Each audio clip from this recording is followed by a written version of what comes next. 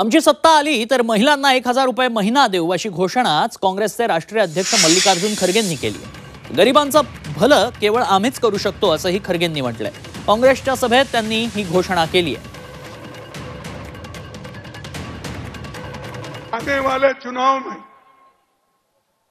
हमारे को India alliance को या कांग्रेस पार्टी को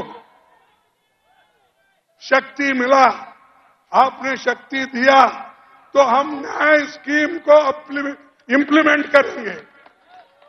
हमको शक्ति मिलने के बाद गरीबों के लिए न्याय स्कीम दिलाएंगे और कम से कम 60-70 हजार रुपए हमारे महिलाओं को बराबर हम देने की व्यवस्था करेंगे और उसको आगे बढ़ाएंगे।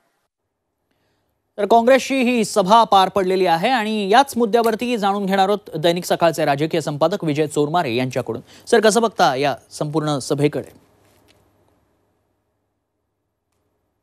काँग्रेसच्या स्थापना दिनानिमित्त नागपूरला आज है तैयार हम या नावानं काँग्रेसनं जी सभा घेतली ती सभा म्हणजे खऱ्या अर्थानं लोकसभा निवडणुकीसाठी फुंकलेलं रणशिंग म्हणावं लागेल।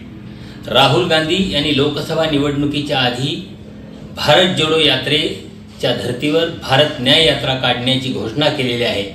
त्या पार्श्वभूमीवर या सभेला विशेष महत्त्व होतं। या सभेत प्रामुख्यानं राहुल गांधी यांनी पंतप्रधान नरेंद्र मोदी यांच्या 10 वर्षातल्या कारभारावर टीकेची झोड उठवली। अर्थात केवळ नरेंद्र मोदी यांच्यावर टीका करून काँग्रेसला 2024ची निवडणूक जिंकता येईल का किंवा त्या निवडणुकीत अपेक्षित यश मिळेल का असा प्रश्न उपस्थित होणं स्वाभाविक आहे।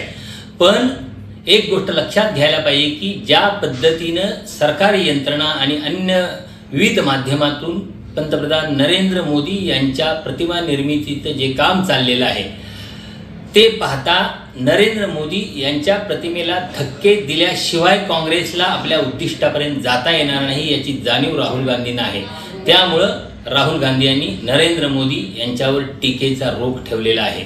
अर्थात केवळ एवढ्यावर काँग्रेसला अपेक्षित यश मिळणार नाही हे खरंच आहे। काँग्रेसला त्यासाठी प्रामुख्यानं जे इथल्या सर्वसामान्य माणसांचे प्रश्न आहेत ते प्रश्न घेऊन लोकांच्या पुढे जावं लागेल। या प्रश्नांच्या सोडवणुकीसाठी भारतीय जनता पक्षाच्या केंद्रातल्या सरकारने गेल्या 10 वर्षात केलेलं काम आणि त्यात आलेलं त्यांना अपयश हे लोकांच्या मनावर बिंबवण्याचा प्रयत्न करावा लागेल।